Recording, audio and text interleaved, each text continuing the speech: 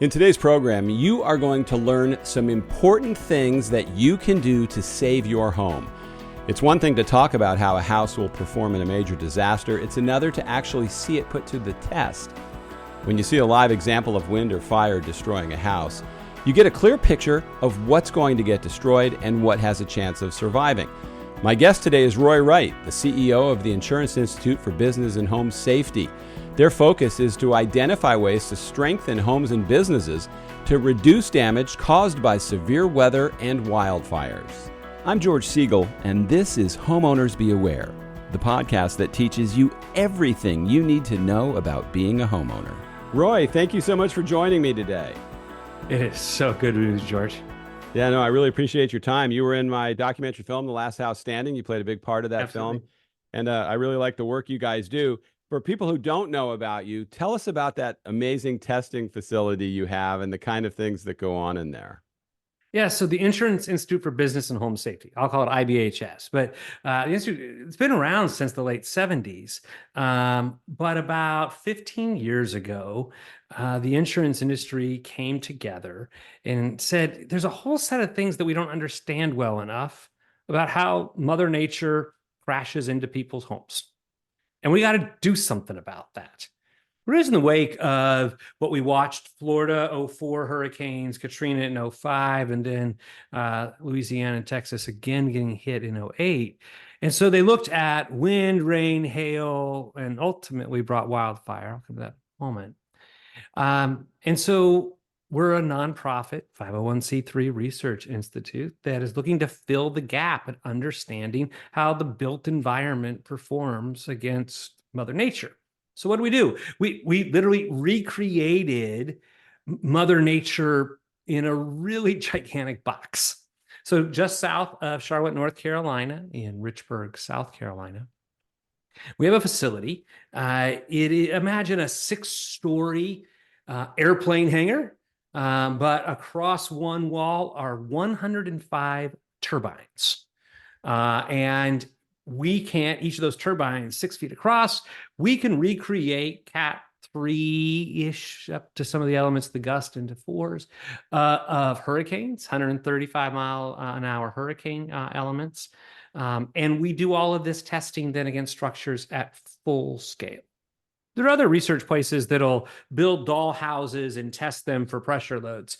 And that has an important role, I guess, in some of the science, but we don't do doll houses. We do full-size structures in this space. And we test the various dimensions against wind, wind and rain, as well as hail.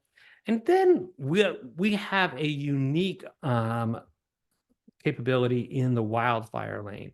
Again, we do everything at full scale, but we're the only facility that can recreate wildfire ember storms.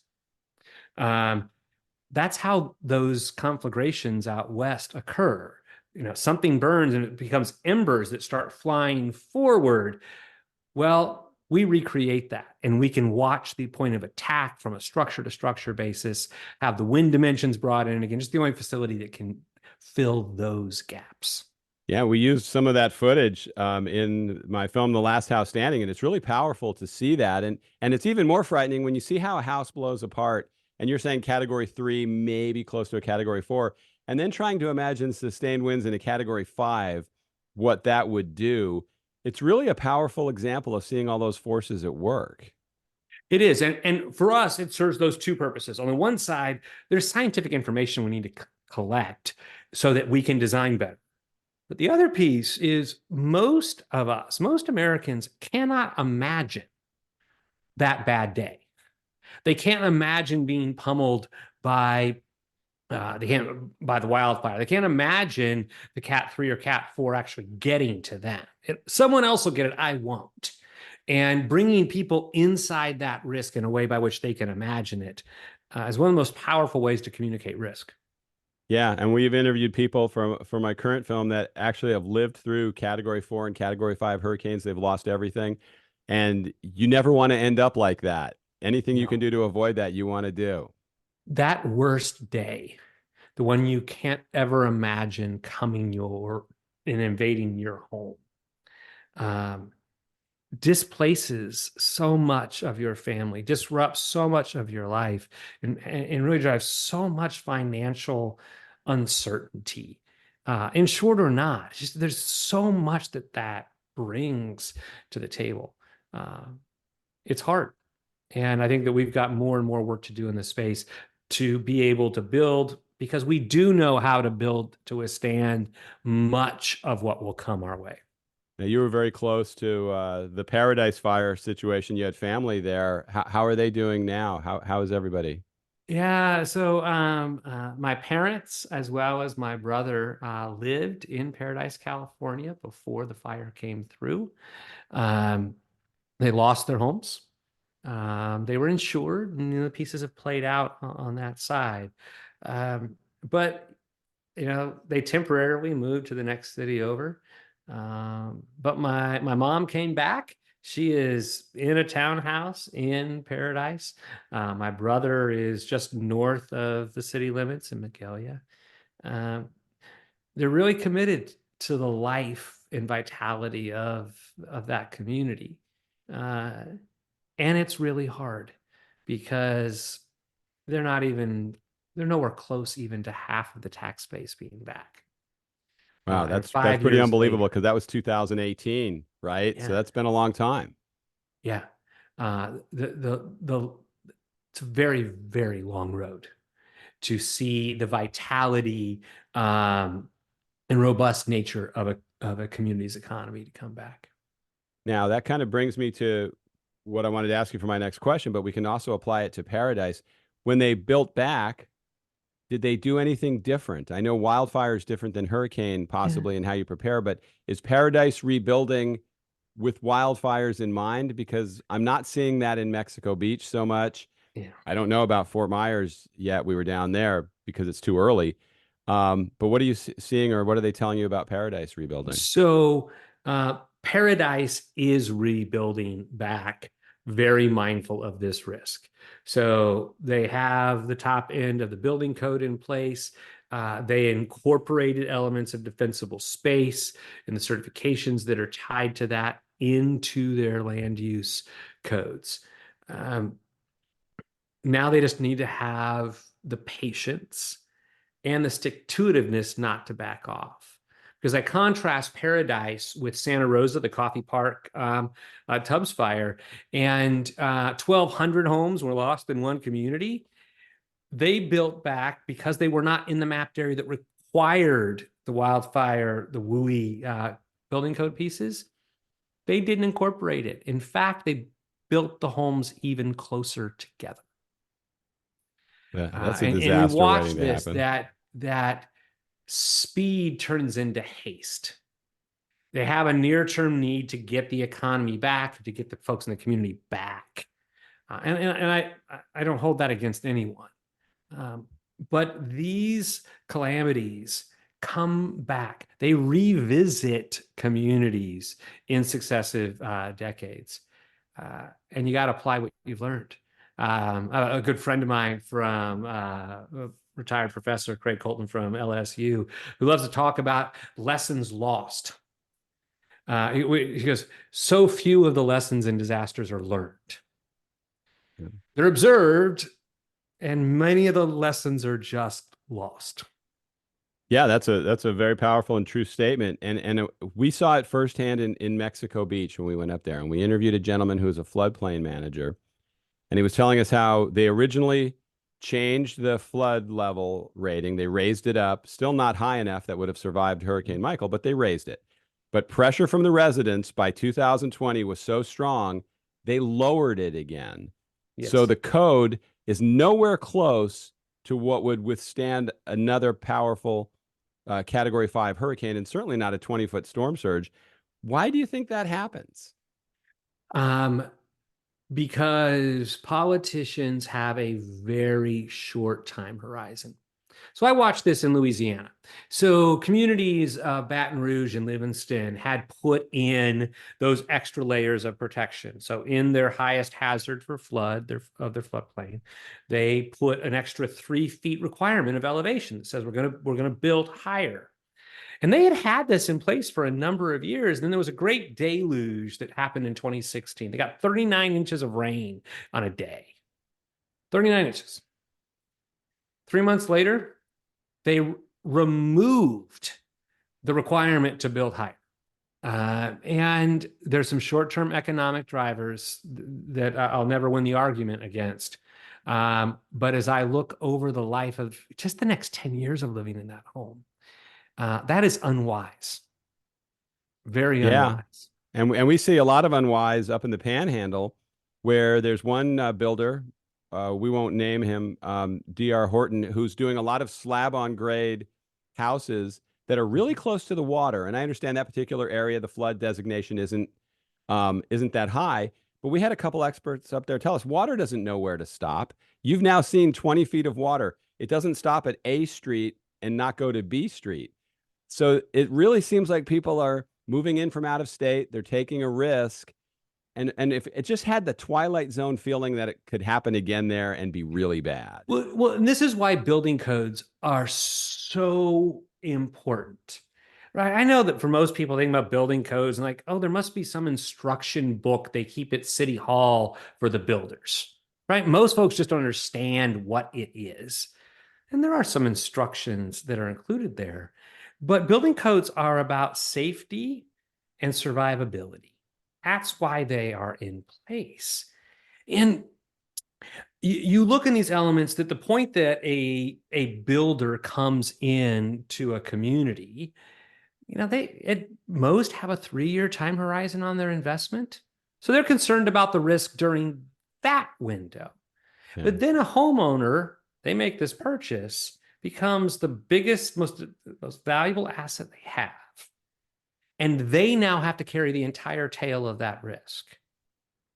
And so I look at whether you're putting slab on grade in a flood prone area, not giving the elevation you need, not putting the right kind of wind loads and building for those purposes. We know those events not only can happen, but they will happen in that area. And so how do you get the private economy chugging in the right direction? You put the right Jersey barriers in place to nudge them in those places because they know how to build more resilient. And there may be a small increment. It may add 3 or 5% to the cost of that home up front, but that becomes value that increases with the value of the home and lowers the operational cost, particularly in the case of insurance, let alone what it takes to rebuild.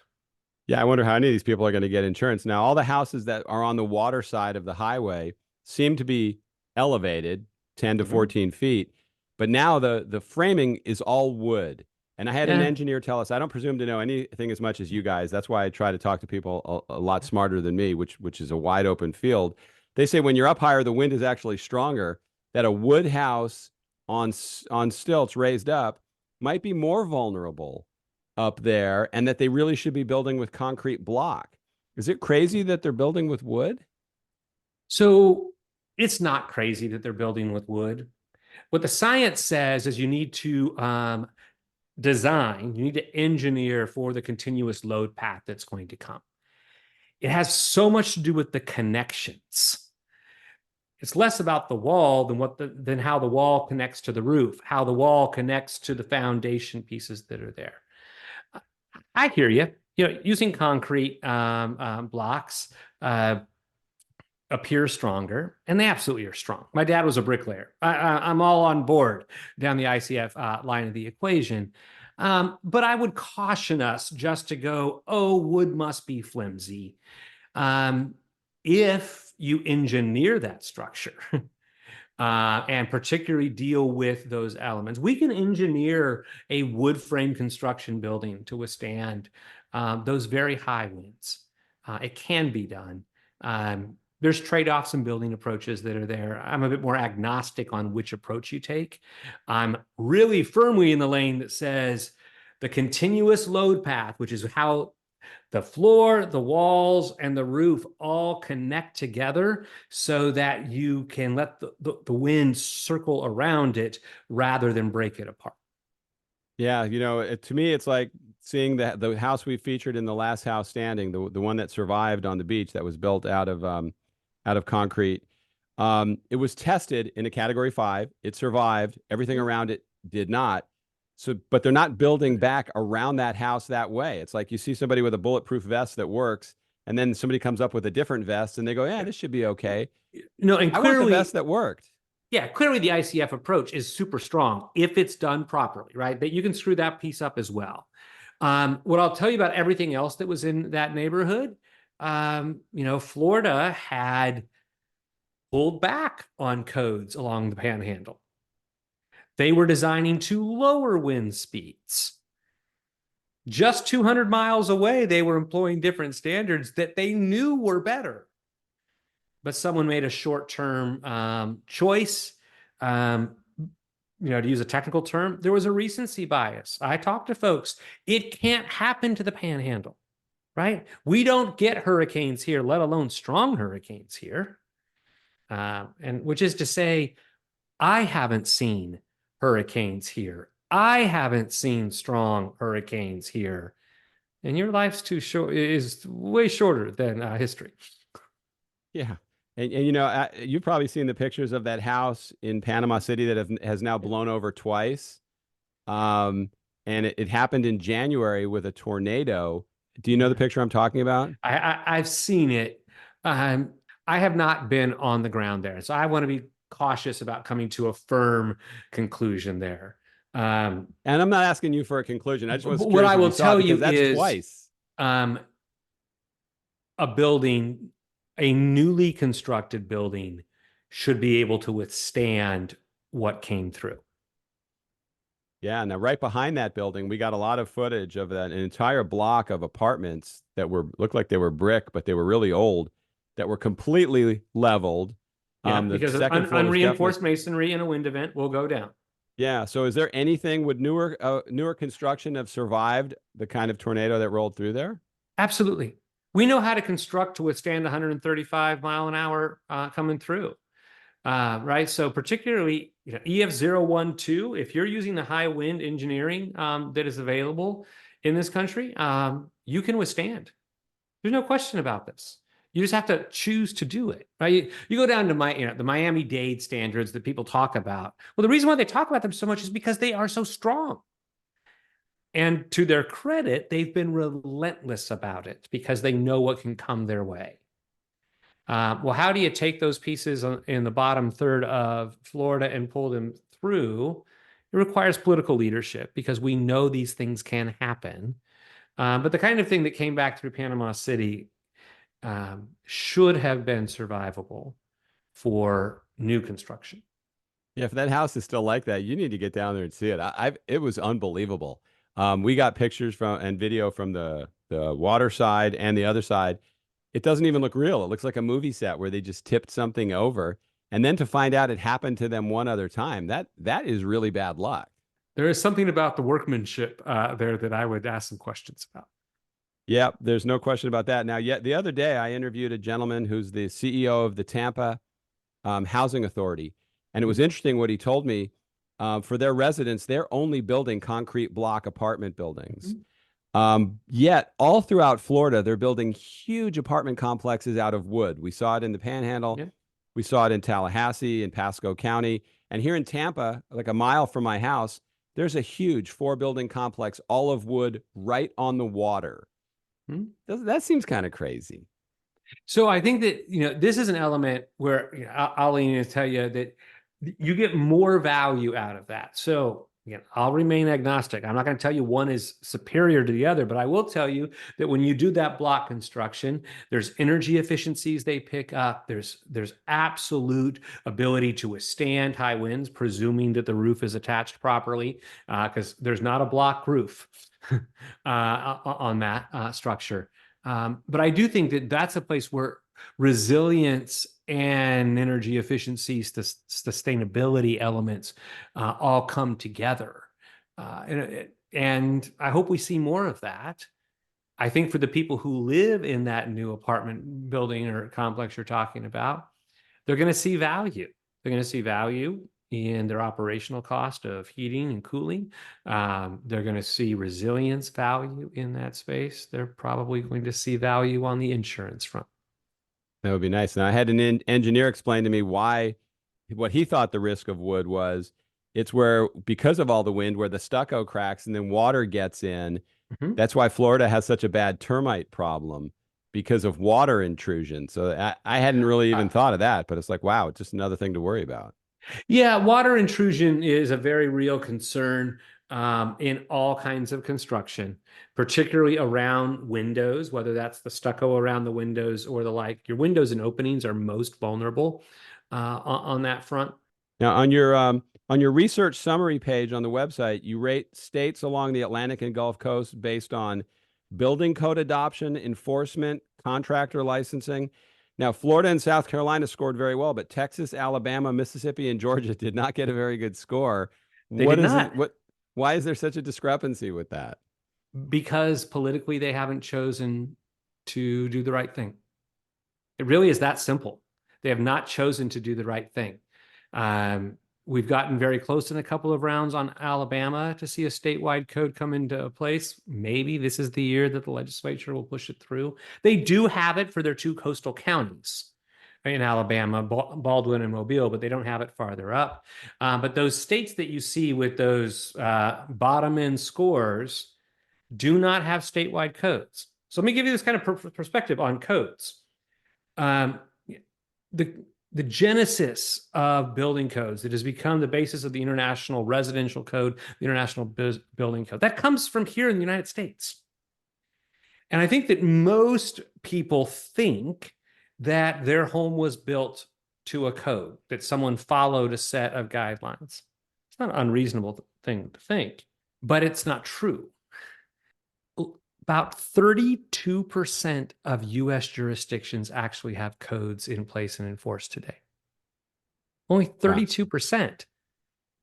And the biggest bulk of that 32% is generated out of California and Florida, right? But it's this piece that, if you have if you buy a baby crib, you presume that it met safety standards and is not going to endanger your baby. Yet when we walk into homes where our entire family lives, we have states that are willing to go, let them build what they want to build. You choose what you want. Just, it leaves me in this space that goes, I can't believe that the homeowner that comes in initially, let alone the second or third generation down of homeowner, has any ability to comprehend the kind of risk that they're taking on because wise choices weren't made out of the gate. Yeah, I mean, I hear that loud and clear, and I'm surprised people don't ask more questions. I think we assume, well, this is a complicated thing. If they can build it, they must be building it right. But we do put much more concern, and I bet I guarantee you, most people know more about the safety features of their car than the safety features of their house, and that house probably costs 100 times more. I'm so another corollary though on autos. People think they know about their safety features, and they disproportionately do understand those compared to their home. But their car was manufactured at one or two locations in a controlled environment focused on unadulterated quality.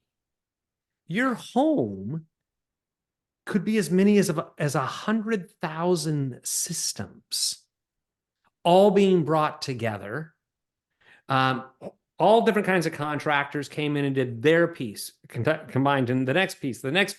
And then people start renovating those homes and expanding those homes. There is no integrated quality control going on in the place you call home. That's why the conductor, I think, is such an important role. It's either the superintendent on the job, then the person who's in charge of them. You need to really interview your builder and understand, where are they finding those subs? Who are the people that are doing all that work? Because every time I don't ask a question, it always comes back to bite me. And I feel like I'm somebody that should know better. So I imagine most people just assume they're being taken care of. They do. And this is why the Fortified program that IBHS runs has become sought out in so many communities, because it adds a set of standards that require verification. So there's a roof dimension that is most prevalent, but a fortified gold designation that looks at the entire house on new construction against this wind and wind-driven rain risk. What are you doing with these pieces? And as I talk with folks, he goes, well, I think it's in my building code. I'm like, no one checked it. Like, well, I'm sure there was a building inspector. I said, do you realize that building inspectors aren't even allowed to get on the roof? I'm like, their role's important. I'm not trying to set them aside, but they're not comprehensively there to see each one of the steps. And so in our Fortified program, we require contemporaneous pictures to be taken, geotagged to that location, show us the connection, show us the nail pattern, show us the sealed roof deck. A little kind of Reagan-esque view of it. We're going to trust but verify. Well, and I think that's so important. I wish everybody took advantage of that because you just don't know. And in a lot of states, the builder's lobby is such a powerful organization. I know it was in Texas when I lived there, that you can't even sue builders there. All you can get is arbitration out of it. And then they just go out of business and open up with a new name the next week and are building houses again. It's like the Wild West. And I think people have to stop rewarding that by buying those kind of homes. Yeah, agreed. But they're not going to do it based on me telling them. They got to be beaten over the head with that. So what can a homeowner do then to give themselves the best chance of getting a house that would protect them from a disaster? Yeah. Learn enough to ask the questions. To your point, very few people buying homes are experts in construction. And so the best we can do is give them the questions to ask that lead them down a path. So let's kind of walk down the perils in sequence. So on wind, and this is true for hurricane as well as tornado prone areas, it's about the connections of the structure. And so you want to make sure that the roof can withstand the wind, but particularly with asphalt shingles, you are going to lose those. And the question then is, will you have water intrusion? There's a 5 to 7 times multiplier on the damage if water gets in. So can you seal that roof deck and lock it in? But then I turn to your openings. The biggest opening in any home, the garage door. When it's compromised, even subtly, it changes the pressure, creates a differential that basically is a balloon that explodes. That's why the roof pops off. So what can you do? Ask about your roof, including what's under the shingles. You want a wind-rated garage door. There's a sticker. It'll tell you if it is or is not. We offer the Fortified program on those wind side of the equations. There are homes along the Gulf Coast as well as the Carolina coast that have these designations. You should have confidence if you're buying something that's in that space. We haven't talked about hail, but I think there's elements of hail about how you look and test and look at the testing that is out there about what can withstand hail. But I'll focus on wildfire. You can find out if it was built to the wildfire standards from a building code perspective. California leads the way there. But we have found that because embers drive so much of the risk, that defensible space is everything, which is the first 5 feet closest to your home need to be entirely non-combustible. And then 5 to 30 feet away needs to be lean and green. And so we've put together a companion to Fortified on the wildfire side called Wildfire Prepared Home that is there to help prevent ignition from embers so that when the embers do come and fly, they will land, smolder, and extinguish. Because once that pathway begins to happen and the house next to you is burning, you create that conflagration of dominoes that begins to move. You got to change your perspective, though, about what you want a home to look like and what kind of questions you're going to ask. Yeah, there was an interesting article that I read about with the Maui fire. One of the few houses that survived, they had actually cleared a bunch of stuff away because of termites and the fear for something else. They weren't even thinking about fires, but they survived. Yeah, so I joined our research team on some of the post-event investigation in Lahaina. And more than one house survived. So the first thing is people see on TV, the red roof house survived. Yes, it did. And some others did as well. But in the core area, more than 90% of the structures were lost. If they survived, defensible space played a really, really key role. To your point, they were driven by other things. Termites, they don't really use a lot of gutters. And so the water rolls off of the roof. And so people would have rock around their house so that you could collect that and move it out without getting mud. Well, that all created good defensible space in that space. Yeah. The other thing that a few of the neighborhoods had that were homes were more likely to survive is the houses were spaced farther apart, which is to say, if the house next to you was totally engulfed in flames, you had a survivable chance. Yeah, I mean that's just a horrible situation. I had a friend of mine on who lives over there on a previous podcast, and he said it was just unbelievable that the place is still fenced off. You can't even get in there. Have you guys done much studying in how this escalated so bad and became such a tragedy? There are others doing the forensic studies of the particulars on it. There's a grass fire that catches that they thought was entirely put out. There were some smoldering pieces of that ignited. But really, the tipping point happened when it got to structures, because once it got to structures, the structures became the embers that started creating the splatter of ignitions all over the community. And we watch this every single time in conflagrations. Fire will make its move however it starts. And sometimes it starts naturally, and sometimes it starts because of technological things that fail, and sometimes it starts because there's stupid human tricks going on. Whatever the ignition is, once it starts moving, particularly with a day like that, where the winds were as they were, that smoldered ember that then got fanned back up and started to make its progression. You get the first few structures, and it creates that spider web effect that was so devastating. Yeah, I mean, the stories they told of people, the fire department obviously couldn't do anything at that point, but people that had to jump into the ocean to try to save their lives and everything. It's just another example of why you want to avoid disaster at all costs, no matter what you have to do. Being able to walk in some of the streets of Lahaina reminds me so much of walking the streets of Paradise, California. Some of the same experiences related to evacuation. I think the evacuation was better in Paradise.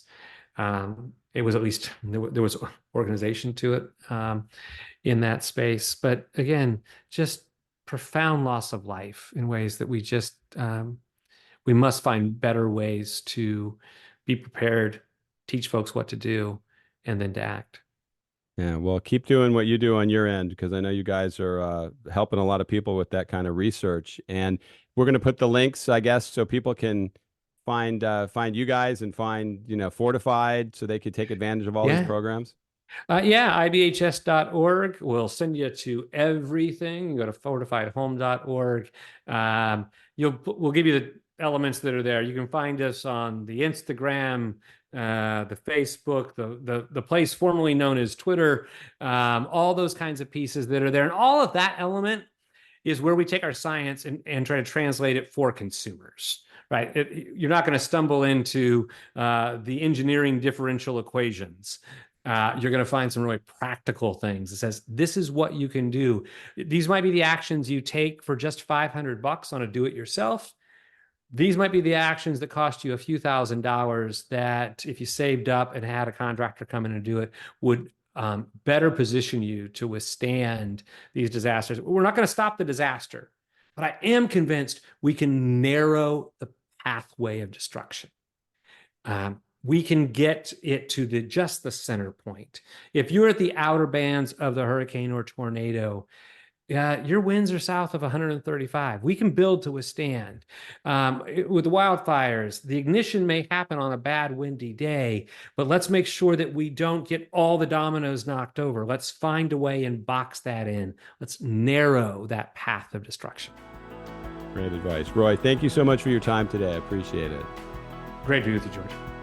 If you enjoyed what you listened to today, please become a subscriber so you don't miss an episode. A new show comes out every Tuesday morning.